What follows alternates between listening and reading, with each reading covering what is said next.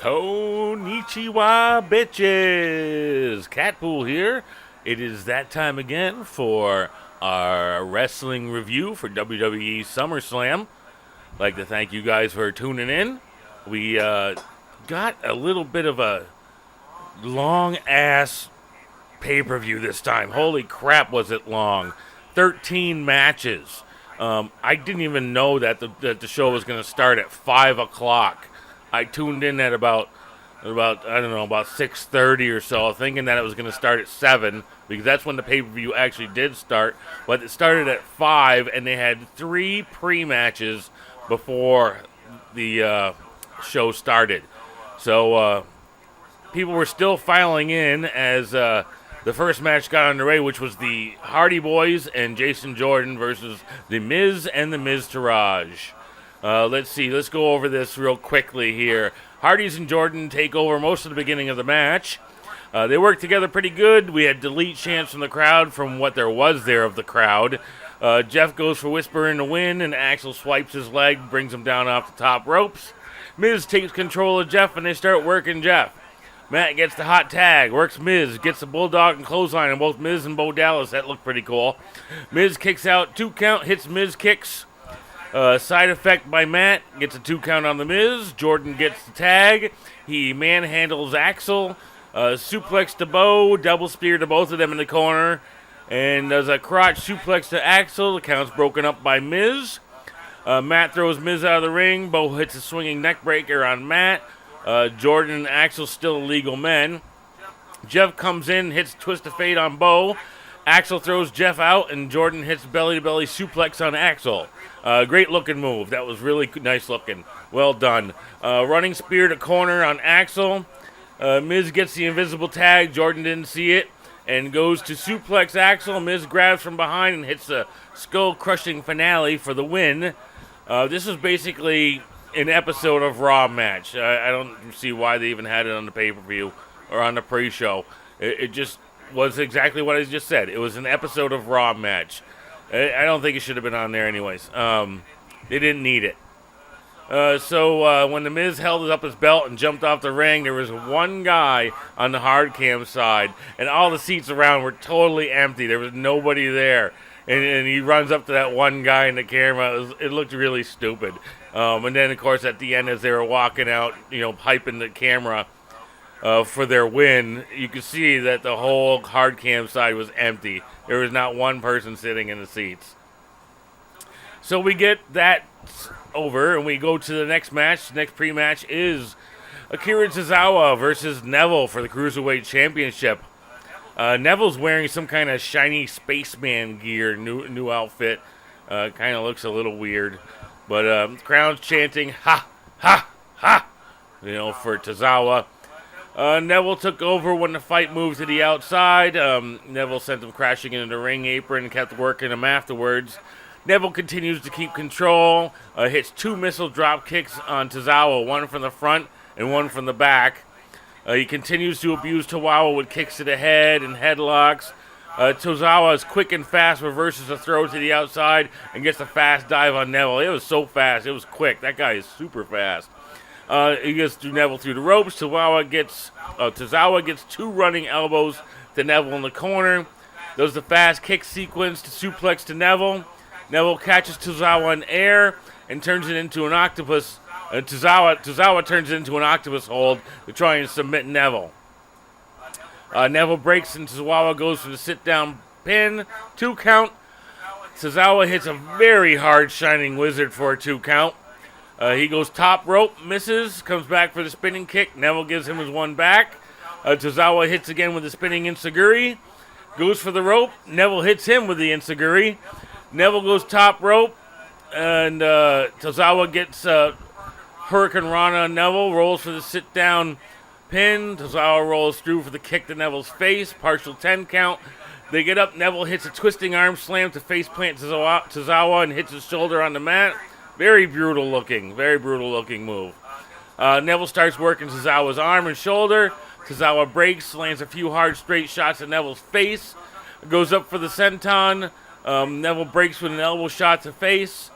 Let's see, Neville joins Tozawa up in the corner. They go fist to fist. Tozawa gets the advantage on front face busters Neville to the mat. Tozawa goes for the senton, and Neville gets his knees up. And Neville goes topside and hits the red arrow to Tozawa's back for the win. So Neville regains the Cruiserweight Championship. Why?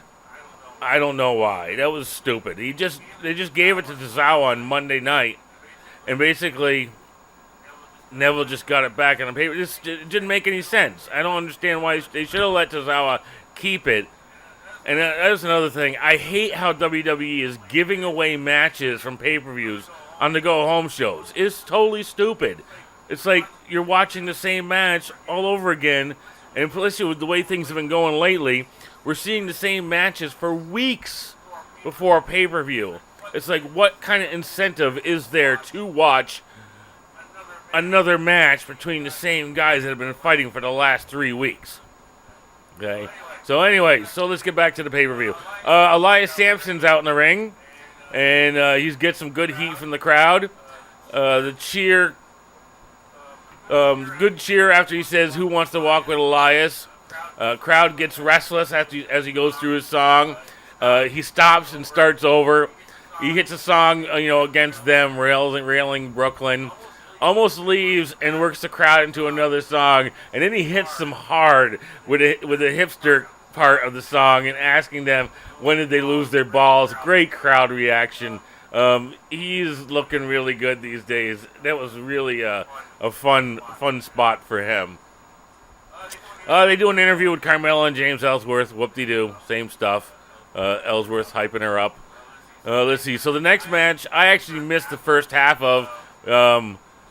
I didn't know it was coming so quick. It was the New Day versus the Usos for the tag title match. I am surprised once again that they put this on the pre-show. I just didn't see that as being a pre-show match, especially how good these two teams work together. So anyways, it's your typical Usos and New Day. Tons of action, lots of back and forths, dirty tactics being used by both teams. The crowd was pumped. The Usos take advantage of the multiple 5 counts and disabling Kobe, super kicking Biggie in the face multiple times, and then they do the double corner splash and take the win. Usos are now once again the tag team champions.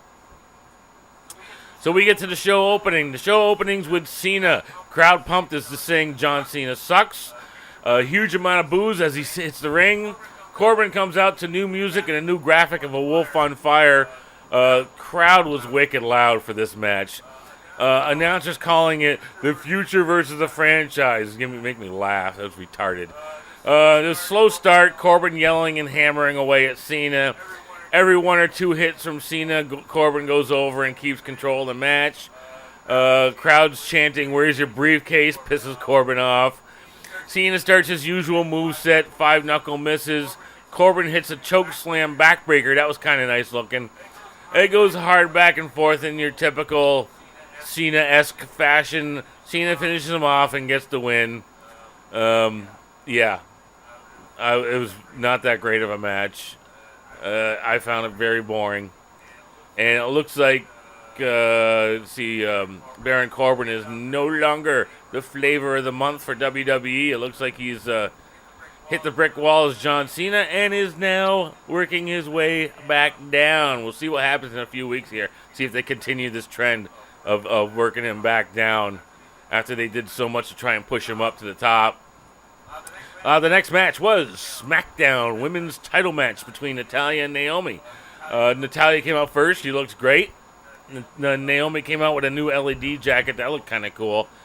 So you see some of the main parts of the match was a blockbuster Natalya from the top of the stairs to the outside mat. That looked pretty cool. Natalya takes over and starts brutalizing Naomi. She started kind of going old school, which was kind of nice to see. There was a few botches here and there, just bad timing on some of the moves. Natalya hit some very fast suplexes that looked awesome. Those things were quick and fast. It kind of remind me of definitely what you would see out of the Hart Dungeon. Being the only female that graduated from the Hart Dungeon, she did do some old school beatings and wear downs on Naomi. Naomi hits a Russian leg sweep from the mid rope, which kind of looked cool. Naomi hits another over-the-top leg drop on Natalya. That was kind of neat. Natalya gets a sharpshooter. Naomi does a flip over. Natalya hits her head in the corner. Naomi goes split leg moonsault, hits Natalya's knees. Natalya puts her in the sharpshooter and gets a tap out for the win. Your new champion, Natalya, Women's SmackDown champion, and there was no cash in the briefcase from Carmella. So I was expecting that. A lot of people were expecting that to happen, but it didn't. So they went right to commercial. Yeah, they do have commercials on pay-per-views. Fucking stupid. Excuse my language. But anyways, so we get the next show is the Raw match between the Big Show and Cass with Enzo in the shark cage. Enzo comes out, and Corey hit the best line of this whole thing. He says, Enzo should feel right at home behind bars. I thought that was great. I love Corey's hate for Enzo. Enzo panders to the crowd, blah, dibbity blah, blibbity blah, blah, blah. Super boring. Crowd was not into it that much. I mean, somewhere, it just didn't make any sense. They put him in the cage. Big Cass comes out. They lock Enzo in there. Big Show comes out. Show's hands all taped up. Very slow match. Lumbering giants like these guys. Enzo runs his mouth through the whole time, through the whole match, and you can hear him because the crowd isn't even that loud. I mean, through the whole match, Enzo was running his mouth. Show slowly takes control of Cass throughout the first part of the match. Big Show goes for the KO punch, but it's not strong enough because his hand's broken, supposedly. Kayfabe broken. Crowd silent. Cass starts abusing Show's hand. Big Show comes back and hits a left-handed choke slam. Cass kicks out. Enzo he takes off his shorts and starts lubing himself up so he can get through the bars. He gets through the bars, and then instead of doing some kind of killer awesome move, like from the cage down, like a crossbody to Cass, he just kind of like walks around to the backside and falls down and instantly takes a big boot to the face from Cass and is knocked out for the rest of the match. Freaking stupid. That didn't make any sense at all. And then Big Show gets a big boot, gets a 2 count. Enzo's still knocked out. Cass hits another big boot and gets the win on the Big Show. Yay. Next we have the 9-second match. Actually, it was like 1:19 for the whole thing. Was Randy Orton versus Rusev. I actually went to the bathroom and missed the match. I got back just in time to see the replay. The replay shows Rusev jumping Orton from behind. It shows Rusev abusing Orton on the outside of the ring. He rolls him back in. Referee waits for Orton to be able to fight and hits the ring bell. Rusev charges. Randy ducks and hits the RKO on Rusev for the win. 9-second match. 9-second match. Ridiculous. Wasn't even needed. Orton needs to go away for a while, too, so he can make people miss him a little bit. And I can't believe what they're doing to Rusev. Sucks. I wanted Rusev to come back and be strong heel for a bigger title. Not just being delegated down to jobbing to Randy Orton. Fucking stupid. Excuse my language again. All right, so next they show Sasha walking through the back, and she walks up to Bayley, and oh my lord, the crowd turned. The crowd turned on Bayley. I have never heard so many boos for Bayley, and it just goes to show you that WWE has totally screwed up her character. How hard is it to screw up a babyface like Bayley? I mean, yes, they shouldn't have let her talk so much on the mic because she's not that great. But her character in general is like, a female Hulk Hogan kind of character that they should have, pushed some more in certain ways and worked some more storyline stuff into her.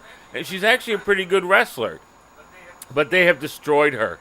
And so who knows where she's going to be going soon. I mean, the only thing that I could think of would be to turn her heel. And it'd be a surprise to the crowd, and the crowd might get back behind her again. So we had the Raw Women's Championship match, which was Sasha Banks versus Alexa Bliss. Sasha comes out with some weird-looking coat and a fan thing. I don't know what that was, but I'll show the picture of it. And Alexa came out with a new jacket and her hair all up, kind of reminding me of, of Harley Quinn again. It's kind of cool. She's gorgeous. Let's see. So we get the beginning of the matches, fist to fist right off the bat. Good back and forth. Bliss controls most of the beginning. Sasha gets caught on the second rope. Bliss whips her down to the mat face first. Bliss chokes Sasha in the corner up on the ropes. Does it multiple times. Hits the double knee to the stomach and flip over the knees. That's kind of a neat move. They go back and forth again. Bliss goes for the sunset flip power bomb, but Sasha blocks it, and Alabama slams Bliss into the corner. That was kind of nice. Sasha hits the bank statement, and Bliss makes it to the rope. Sasha goes for double knee outside the Bliss, but Bliss pulls the ring skirt and crashes Sasha to the outside. Bliss starts working the shoulder. Bliss hits Twisted Bliss for a 2 count. Flip over back and forth, and Sasha hits the half of the bank statement to ending the match and makes Bliss tap out. Sasha for the win. Sasha's your new women's champion. So the next day had a KFC commercial featuring a whole bunch of the wrestlers, and at the end of it, they show HBK as the new Colonel Sanders. I was like, what is going on here? Anyways, so let's go to the next match. The next match is Bray Wyatt versus Finn Balor. Bray comes out first. Of course, it's Firefly City. And we kind of know that Bray's probably going to eat the pin. And as John Draper on Wrestling Soup calls it, he's the eater of pins. Yes, I am Bray Wyatt, the eater of pins. And so he had Finn Balor come out to a new demon entrance, and he kind of played off of the Bray Wyatt, he's got the whole world in his hands kind of clip at the beginning. And he came out with a lot of smoke, and everybody was loving it. And the crowd was super pumped for this match. They had a whole bunch of too sweet chants at the beginning. Got a good fighting back and forth. Finn chants. Finn kept control most of the beginning of the match. Over to the top flip to Bray on the outside. That was kind of nice. Bray suplexes Finn to the outside from the second rope. Bray Wyatt shoulder breaker from the top rope to Finn. That looked brutal. Finn lands a double stomp to the back of the head of Bray on the outside of the ring. That was cool. Ray rolls Bray inside, hits the sling blade after Sister Abigail attempt. Finn goes for eat defeat. Bray hits the Uranagi on him, hits a 2 count, hits a running senton.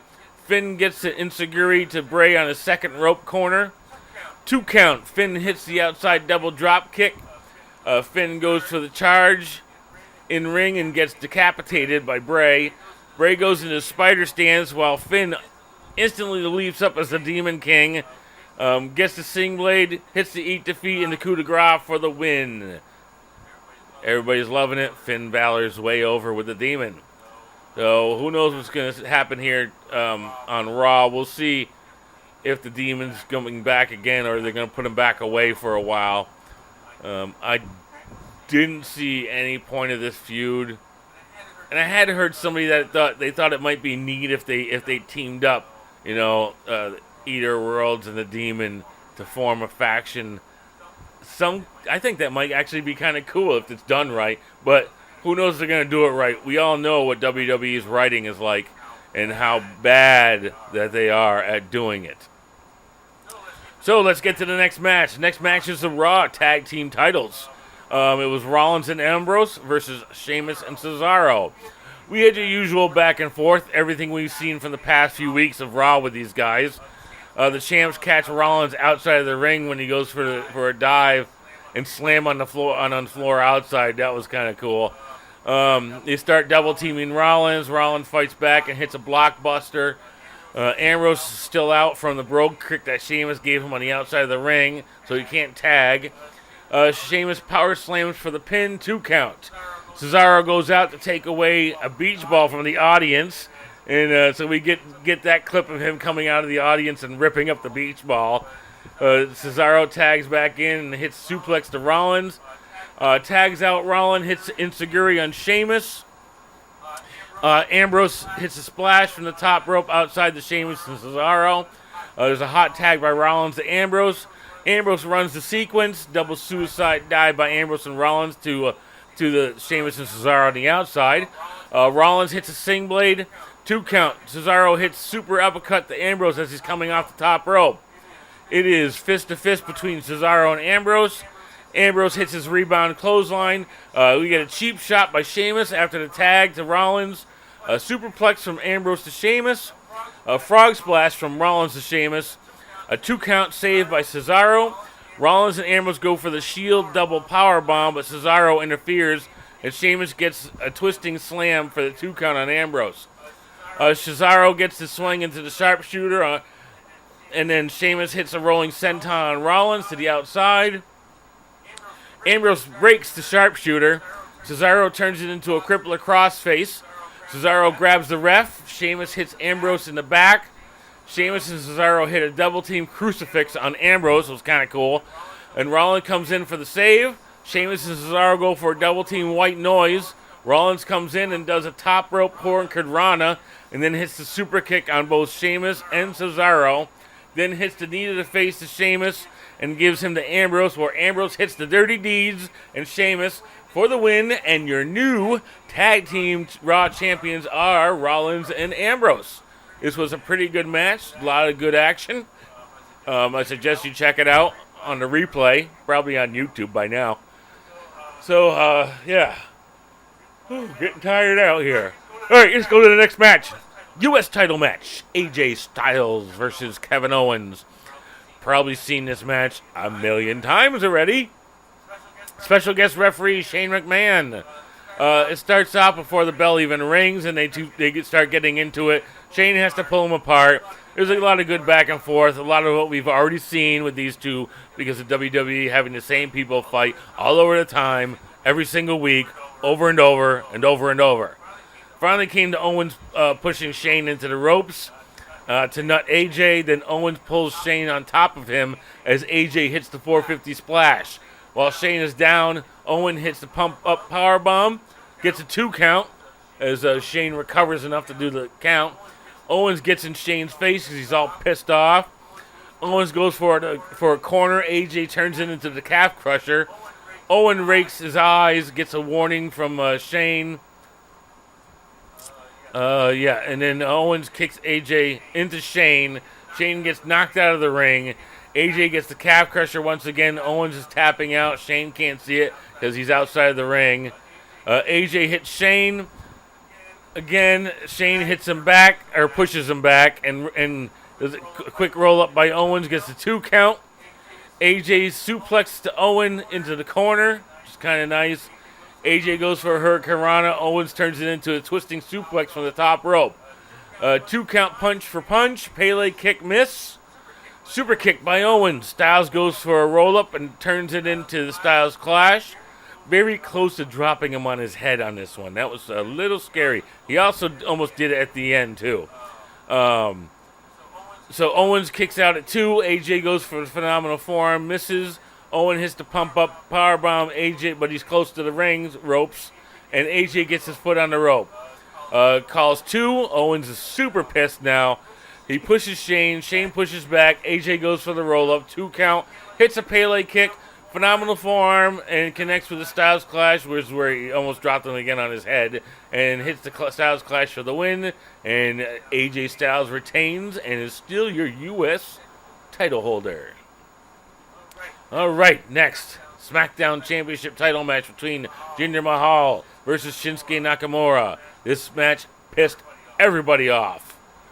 It was the same exact match that you saw with Randy Orton and Jinder, basically. Except for Nakamura is a lot better and a lot more fun to watch. Nakamura had the violin player out there for the entrance. The crowd was super pumped. Kept singing after his music stopped, so, he was definitely way over. The Singh brothers show up, and the crowd turns on them and goes quiet. I mean, it was quiet. You can hear the crickets and the pin drop on that one. After the intros, they go with the Indian announcers for the first minute. So you don't know what the hell they're saying. Jinder takes over. At the beginning, you start hearing 3MB chants throughout the crowd. I got to laugh out of that one. Nakamura starts taking over. Jinder gets pissed. Jinder starts getting control when Nakamura starts, and the crowd is chanting his song again during the match. The Singh brothers start distracting. Mahal gets cheap shots. Jinder slows down and works Nakamura. Gets free starts making usual moves. Corner knee, goes for exploder. Jinder goes for the slam, and Nakamura turns into a triangle choke. That was neat. Jinder makes it to the rope. More back and forth. Jinder goes for the Colossus. Nakamura hits Enziguri. Jinder hits corner post first. Singh brothers get involved like usual. Nakamura takes him out, and Mahal gets the Colossus for the surprise when he turns his back, and the pin for the win. People were pissed. People were not happy about this match. Neither was I. He gets no cheers whatsoever at the end of the match. People are not happy. I think this was retarded. They should have given it to Shinsuke. I don't understand what they're doing. Actually, I do probably understand they're doing with this whole India thing because they're supposed to be going on tour there in September or some shit like that.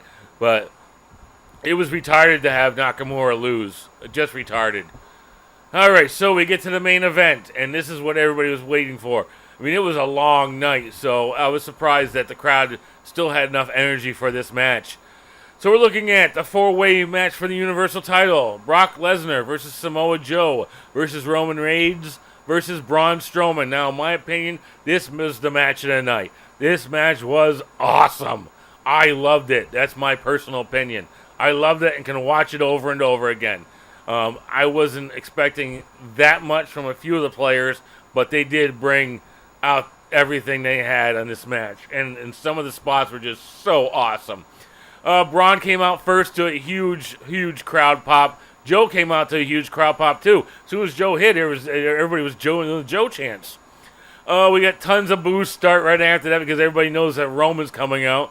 Once again, it sounded like Kevin Dunn muted the crowd as soon as he got out there and turned the music up. You know, you could totally tell.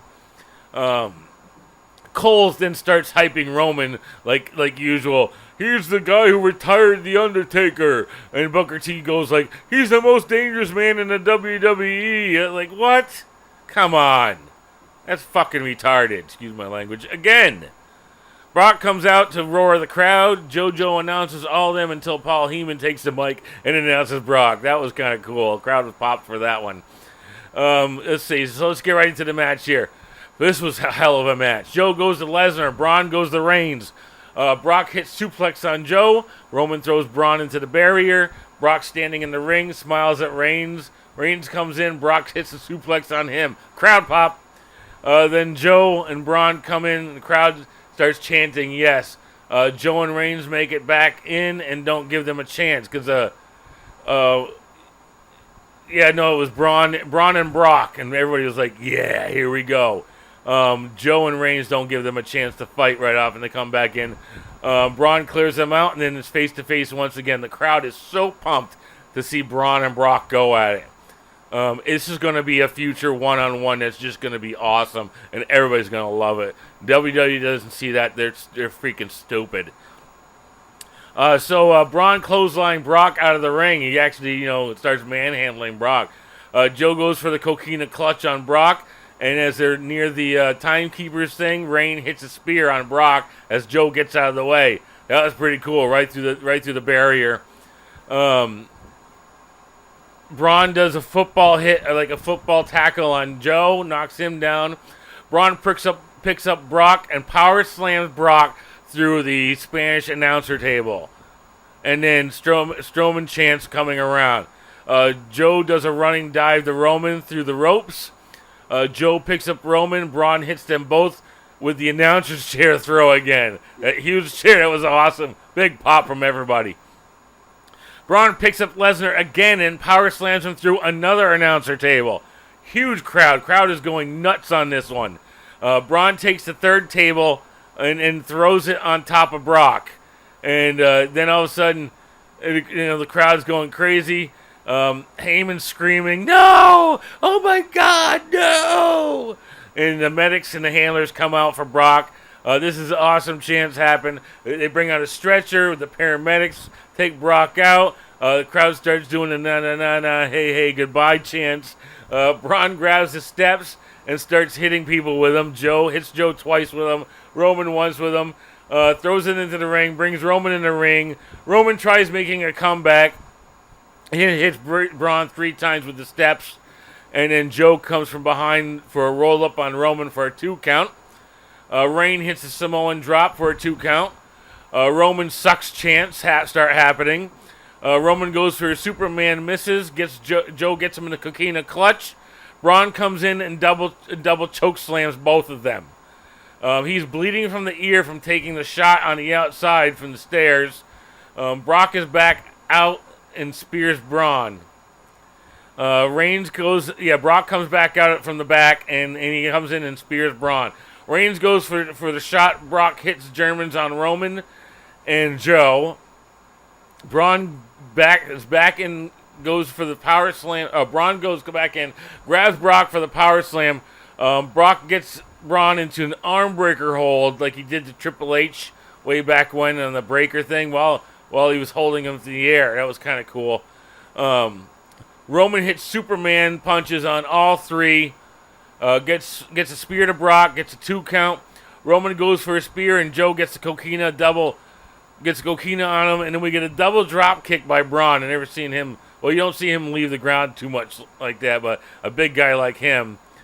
We get a power slam to Joe by Braun. Brock pulls the ref out of the count. Roman hits another Superman on Brock, then hits another on Braun. Braun kicks out. Roman goes for spear, eats a boot by Braun. We get another power slam for a 2 count with a save by Brock. The crowd is pumped. Brock picks up Braun for an F5. Braun turns it into a power slam. Roman hits a spear to Braun while holding Brock up. Brock and Roman, Brock goes for the F5. Joe throws Roman out and goes for the coquina on Brock. And Brock reverses it into an F5. Goes for the count. Roman breaks it at 2. Roman hits 2 Superman punches on Brock. Hits a 3rd while he's waiting for a spear on Brock, and Brock catches him midair with a spear and hits the F5 and pins Roman for the win. Brock stays your Universal Champion. What an incredible match. I would definitely say everybody go see this match on the replay. It was good. I mean, for 4 big guys like that to put in so much action in a match, it was really awesome, and I highly recommend it. This pay-per-view, I would I'd give it a good recommendation. I'm going to say 4 out of 5 tacos because I really enjoyed it. There was a few, lull spots, and, like I didn't like the Jinder Mahal match. I didn't like the Randy Orton match. There was a few other spots I didn't like. But other than that, overall, I will give it a 4 out of 5 taco because I really enjoyed this pay-per-view. Even though it was really long, I still enjoyed it. I didn't agree with some of the decisions they made, and it was nice to see some titles change hands. So other than that, I would call it a day on this one. Wow, it was a long one. So once again, I will see you guys on the next pay-per-view. I'd like to thank you guys for checking in and listening. Let's do some shout-outs here. First and foremost, I'd like to give a shout-out to my favorite podcast, which is Wrestling Soup with Anthony Missionary Thomas and Joey Numbers and John Draper on Thursdays. And those guys are great. Please check them out at WrestlingSoup.com.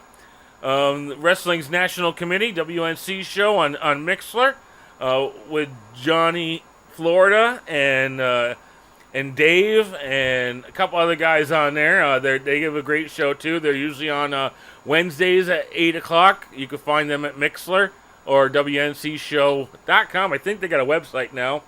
Other shows to shout out. Let's see. We've got Wrestling with Regret for Brian Zane on YouTube. We get WhatCulture Wrestling out of England. They're on YouTube as well.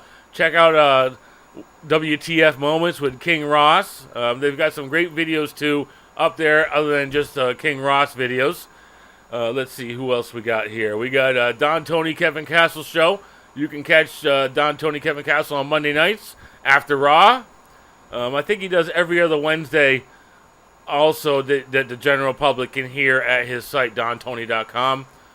I see. I can't think of anything else right now. Other than that, yeah, go check out down below. I'll have links for everybody's shows. Please give them shout-outs and tell them Catpool sent you. And once again, I love you guys. Have a great taco day. And don't forget to check out the eclipse today. The world's going to end. Bye!